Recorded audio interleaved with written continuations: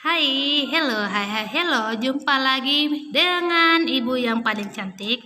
Oh, iyalah, ya kan aja ya kan cantik walaupun nggak cantik ya kan. Karena ibu Anita ya ibu cantik. Oke.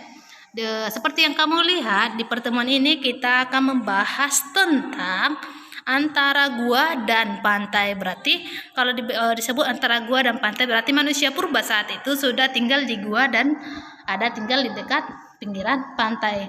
Di mana sebelumnya kita telah membahas tentang perkembangan kejoken Modinger dan Abrikosaurus.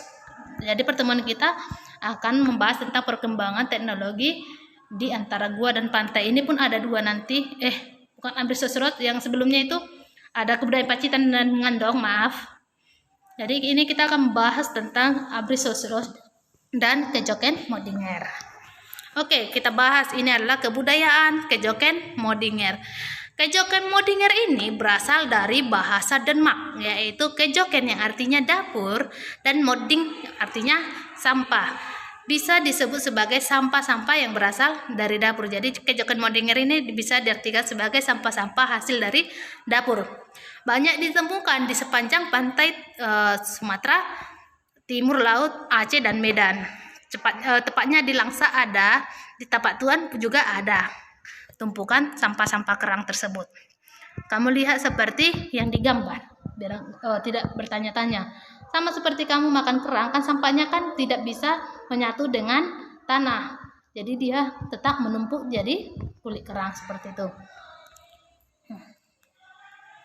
Kejoken Modinger merupakan tumpukan sampah kerang yang telah menggunung dengan setinggi 7 meter dan berasal dari periode Mesolitikum. Mesolitikum itu berarti batu menengah yang ditemukan di sepanjang pantai timur Sumatera, tepatnya dari Aceh hingga ke Medan. Ditemukan pada tahun 1925 oleh tokoh atau peneliti yang bernama Panstein Kallenfels. Kamu baca.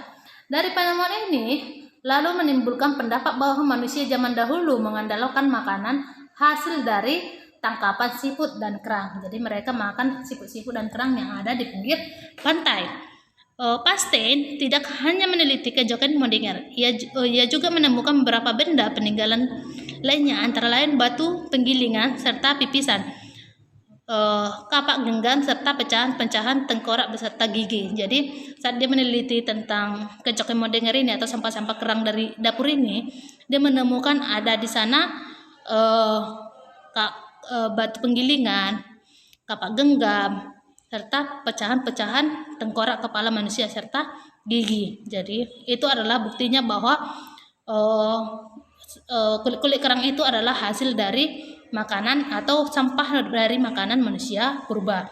Jadi alat-alat yang sudah digunakan atau teknologi yang digunakan itu sudah mengenal penggilingan. Jadi penggilingan ini digunakan untuk mengolah obat-obatan. Seperti itu, daun-daunan yang bisa digunakan menjadi obat-obatan.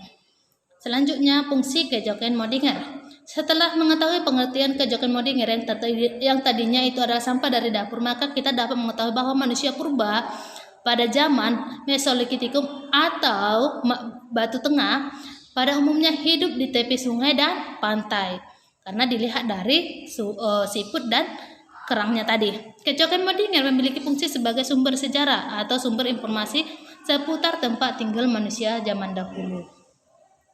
Alat-alat yang ditemukan ada pabel atau kalapak Sumatera, terbuat dari batu kali yang terpecah atau dibelah. Baru selanjutnya korle, kapak pendek, bentuknya setengah lingkaran, dibuat dengan memukuli atau memecahkan batu yang baru tidak diasah, jadi dia masih kasar. Selanjutnya ada Abrikosaurus. Secara umum pengertian Abrikosaurus adalah gua yang mempunyai bentuk curug pada karang yang dipakai sebagai rumah atau tempat tinggal oleh manusia purba pada masa zaman Mesolitikum. Jadi dia Abrikosaurus maksudnya itu sudah tinggal di gua, mereka tinggal di gua.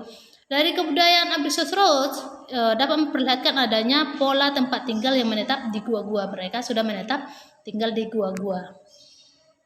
Selanjutnya, kebudayaan Abrikosaurus ini di Indonesia diteliti oleh si Panstein sama di Gua Lawa, Sapung, Ponorogo.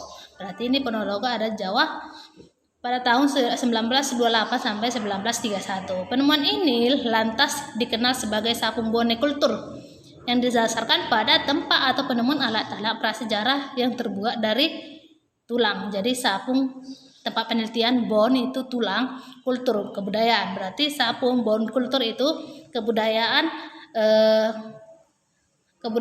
yang terbuat dari tulang. Selanjutnya, penemuan itu lalu memunculkan penelitian-penelitian lainnya, kemudian melakukan riset pada objek Abruzos Roach. Beberapa ahli yang melakukan penelitian terlain ini adalah ahli-ahlinya si Alfred Bocher, si Van Hickeren. Kamu baca sendiri di mana-mana mereka melakukan penelitian. Fungsi Abruzos Roach. Dari penjelasan pengertian Abruzos Roach di atas dapat kita ketahui bahwa dahulunya memiliki kegunaan sebagai tempat tinggal manusia purba yang sudah hidup menetap di gua-gua. Jadi Abruzos Roach itu adalah menetap dan tinggal di gua-gua. Secara singkat, Mesolitikum bisa disebut juga dengan zaman batu media atau batu tengah. Hingga manusia pada zaman Mesolitikum, Indonesia tidak berbeda jauh dengan masa Paleolitikum atau kebudayaan Pacitan dan Ngandong. Itu kan kebudayaan Paleolitikum itu kebudayaan Pacitan dan Ngandong. Manusia pada zaman tersebut masih mengandalkan berburu menangkap ikan untuk memenuhi kebutuhan hidupnya. Namun membedakan adalah mereka mulai tinggal menetap di gua-gua dan mulai melakukan bercocok tanam yang sederhana. Jadi bedanya belum ada bedanya karena mereka masih tergantung pada alam. Bedanya cuman pada masa kebudayaan Abruzos Roach mereka sudah tinggal menetap di gua-gua seperti itu. Oke, sampai di sini Bu jelaskan. Mungkin kalau ada pertanyaan boleh tanyakan Ibu. Minggu depan kita akan membahas yang selanjutnya tentang kapak lonjong, kapak ini dan lain-lain. Oke, see you, goodbye.